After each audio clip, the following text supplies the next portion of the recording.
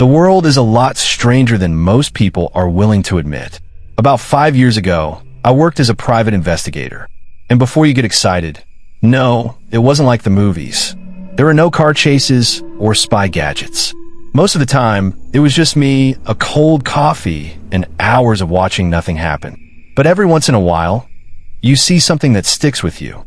Something that proves that the scariest monsters aren't in fiction. They're living in the woods behind someone's house.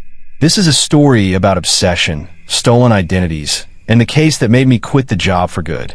I've changed the names and locations to protect the victim, but the details, those are 100% real. 6 months into my freelance PI work, I met a client I'll call Elena. Elena was the definition of self-made. She started a business from nothing, working double shifts just to keep the lights on. She was confident, sharp, and terrified. The problem was a man named Marcus.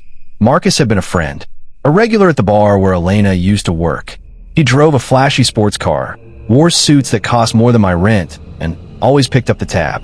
He had that aura of wealth that made people trust him instantly. Elena didn't want to take his money. She knew mixing friends with finance was a disaster waiting to happen. But after other investors pulled out, Marcus was her last hope. She took the check, and that's when the mask slipped. It started with the phone calls. Marcus would call her 30, 40, 50 times a day, text after text. If she didn't answer within 5 minutes, he'd accuse her of being ungrateful. Then it escalated. She tried to go on a date with someone new. Marcus showed up at the bar and punched the guy unconscious. Somehow, he never got charged. He had that kind of money and that kind of luck. Then came the paranoia. Elena started waking up at 3 a.m., convinced she heard footsteps outside her bedroom window. She swore she saw a red pickup truck everywhere she went. The grocery store, the gym, her mother's house. And then, just like that, Marcus vanished. No red truck, no calls, no footsteps. For 2 years, Elena breathed again. Her business took off. She bought a new house on the edge of town. She thought the nightmare was over. But then, one night, there was a knock at the door. She looked through the peephole. A tall figure in a hoodie. She couldn't see the face. She just knew. It was him. The figure waited on the porch for 20 minutes, then left. The next day, Elena hired me. She didn't want revenge. She wanted to pay him back. She wanted to cut the last string tying them together. I started digging, and immediately, things went wrong. Marcus wasn't his real name. The social security number he gave her was fake. The address? A P.O. box that had been closed for years. I traced his old haunts, his old drinking buddies. They all described the same charming rich guy, but nobody knew where the money came from. The last record of Marcus was the day he knocked on Elena's door 2 years ago. It was like he walked into the woods and the earth swallowed him whole. Then, the hooded figure came back. I told Elena to stay with family. I parked my car down the street, engine off, waiting. At 2 a.m., he showed up. He moved slowly, like a shadow. I got out of the car to confront him. He saw me, and he ran. I chased him into a heavily wooded area behind the property. I lost him in the dark, but at sunrise, I went back. That's when I found the shed. It wasn't a shed, really. It was a shack. Boards nailed together with gaps in the roof. The smell hit me first, decay, sweat, and something metallic. I pulled the door open slowly. There were beer cans everywhere. Fast food wrappers piled in the corner. But that wasn't the worst part. In the center of the shack was a wheelchair, and sitting in the wheelchair was a mannequin, a store display dummy. It was wearing a blonde wig and a dress that looked exactly like something Elena used to wear. The face was scratched up, covered in makeup that had been smeared on and wiped off 100 times. In the lap of the mannequin was a photograph of Marcus and Elena from when she still worked at the bar. He wasn't trying to hurt her. He was trying to replace her. I called the police immediately. We waited. An hour later, the hooded figure came back. He walked right into the shack, sat on the floor, and started talking to the mannequin in a soft whisper. I couldn't make out the words, but the tone, it was loving, like he was talking to a wife. The police knocked. He went berserk. He tried to attack an officer with a rusted pipe. They subdued him. It was Marcus. He had been living in those woods for 2 years, watching her, waiting. We never found out what happened to his money. We never found out why he snapped. The man they arrested was a skeleton. A ghost. Elena moved again. Last I heard, she still checks the locks 3 times before bed. That case taught me that sometimes the person who helps you build your dream is actually trying to build a prison around you. Now, I know what you're thinking. You're the PI.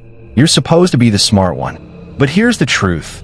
Private investigators are just normal people with access to databases. And normal people do stupid things. This next story isn't about a case I worked.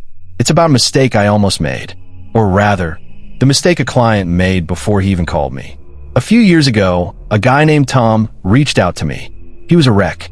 He was convinced his fiancée was cheating on him. His friends had been whispering in his ear, planting seeds of doubt. He couldn't eat. He couldn't sleep. Instead of talking to her like an adult, he decided to hire a PI. The problem? He didn't call a licensed agency. He went to Craigslist. He found a listing for a guy named Shane. No reviews. No website. Just a burner email address. Tom set up a meeting at a local park. When he arrived, he wasn't greeted by a professional. He was greeted by a tall, overweight guy in ripped sweatpants and his girlfriend, Gabby, who looked like she just rolled out of bed. Shane had an excuse for everything. We dressed like this to blend in. Tom bought it. Shane asked for Tom's home address, his workplace, his schedule.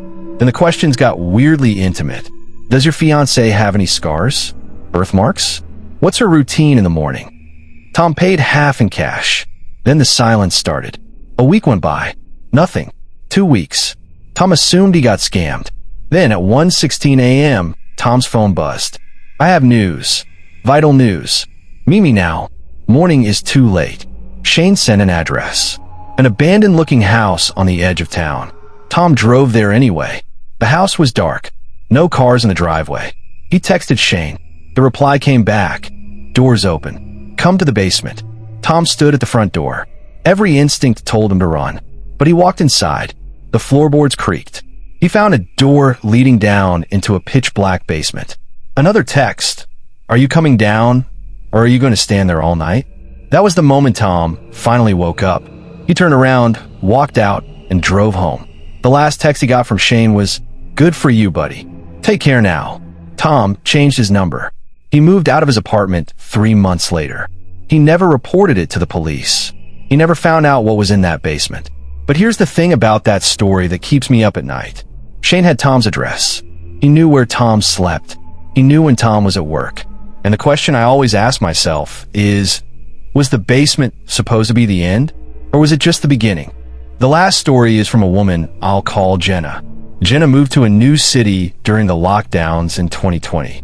She was lonely, isolated, and desperate for human connection. So she did what everyone does. She downloaded a dating app. She met a few guys. Nothing serious. Then she met Wade. Wade was perfect on paper. Handsome, funny, a good job. But Jenna's gut said no. There was no spark. They went on a few dates, then drifted apart. No hard feelings. Or so she thought.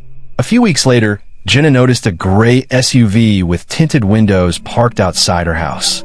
Every night, same spot. She tried to ignore it. Then she saw it at the grocery store, then at a coffee shop, then in her rearview mirror. One day, while on a date with a new guy named Paul, she looked up and saw the gray SUV.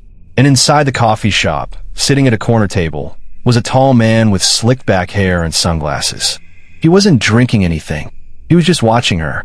Jenna panicked. She left the date early. Paul was confused but kind. He convinced her to call the police. The cops showed up.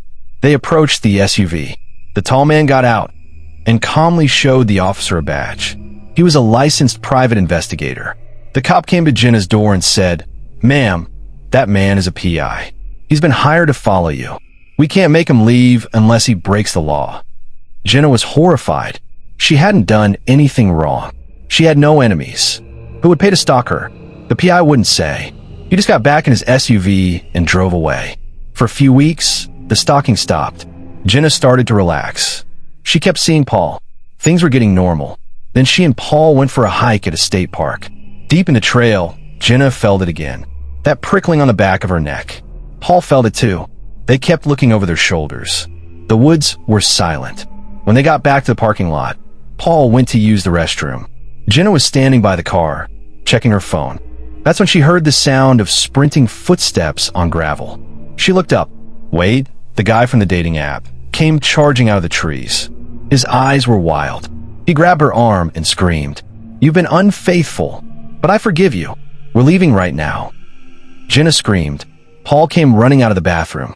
He tackled Wade to the ground. Wade got up, snarling, threatening them both. But Paul didn't back down. Wade slowly retreated into the woods. They called the police. At first, the cops couldn't do anything. It was a he said, she said, no witnesses, no cameras. But then they tracked down the private investigator. And here's the twist. The PI realized, halfway through the job, that Wade was lying. Wade had hired him to catch Jenna cheating because Wade believed they were in a committed relationship. But the PI found zero evidence of that. No texts, no shared lease, nothing. The PI actually warned Wade to stop. But Wade didn't listen. The PI's testimony saved Jenna. She got a restraining order. Wade deleted his social media and vanished. But Jenna still checks her rearview mirror. Every time. Because she knows the scariest thing about a stalker isn't the shadow at the window. It's that they used to buy you coffee.